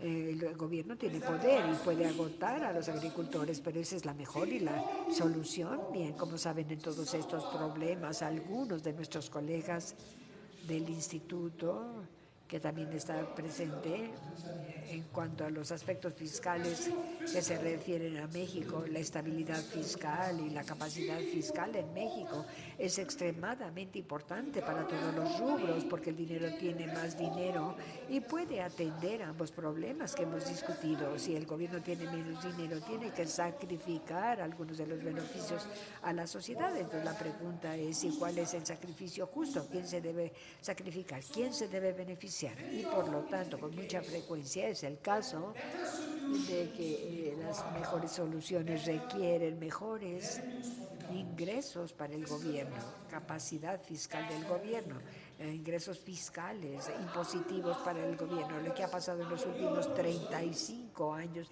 bajo el neoliberalismo es que se han reducido los impuestos para beneficio de los ricos y de las corporaciones. Esto es cierto en el mundo entero. Mientras tanto, el costo de los beneficios dados en términos de salud, seguridad alimentaria, educación, etcétera, no se quedan tal como están, sino que continúan incrementando los costos, están incrementando los ingresos, están parados o bajando, y la economía continúa creciendo. Entonces, alguien se está beneficiando. Hacemos la pregunta: ¿quién se beneficia? En 9 de 10 casos van a tener la respuesta de que son los ricos los que más se benefician. La gente más educada es la que más se beneficia. Las provincias en las mejores localidades son las que más se benefician. La Ciudad de México se beneficia más que Guadalajara o algo similar, ¿no? Entonces tenemos esta jerarquía de beneficiarios. Me parecería a mí que el sentido común requiere que cuando el problema se agranda, se incremente el presupuesto familiar para poder atender esto, y para solucionar el problema del ingreso familiar hay que quitarles a los ricos para dárselos a los pobres, de tal manera que el hermano pobre se pueda beneficiar. Esta es la respuesta de sentido común para esta pregunta. Cuando va uno con el gobierno y le dice: incrementa los impuestos, mis hermanos, ¿quiénes son? Bueno, son los economistas. Dicen: no, para nada, no deberías gravar más a los ricos porque se va a ahogar la economía, se va a desaparecer en el Pacífico porque se va a caer tanto, y los economistas exageran. Debo decir que mienten los economistas. Puede uno incrementar los impuestos en muchos países porque los impuestos eran mucho más altos hace 30, 40 años en muchos países, y a esos países les fue mejor que como les está yendo hoy. Lo que veo que sucede hoy con una tasa fiscal reducida es que los ricos se hacen más ricos porque pagan menos impuestos, y los pobres y los agricultores que mencionas enfrentan las amenazas que recibían del gobierno, como los precios de garantía. ¿Sí? Por lo tanto, esta pregunta claramente habla de una resolución colectiva, social, política. Es lo que ya dije, esto ya lo dije, nuevamente lo repito: una solución moral. No es fácil, pero yo no veo otra salida.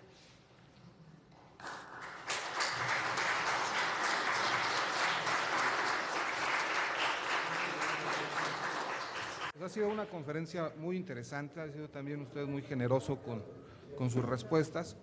Agradecemos mucho también la participación de la maestra Patricia, del doctor Benjamín, y a nuestros asistentes los invitamos a estar pendientes de la relatoría que haremos en el instituto sobre esta mesa, y sobre la presentación y demás materiales que generosamente nos ha compartido la facultad sobre la visita del profesor Mohan Rao. Muchas gracias y buenas noches.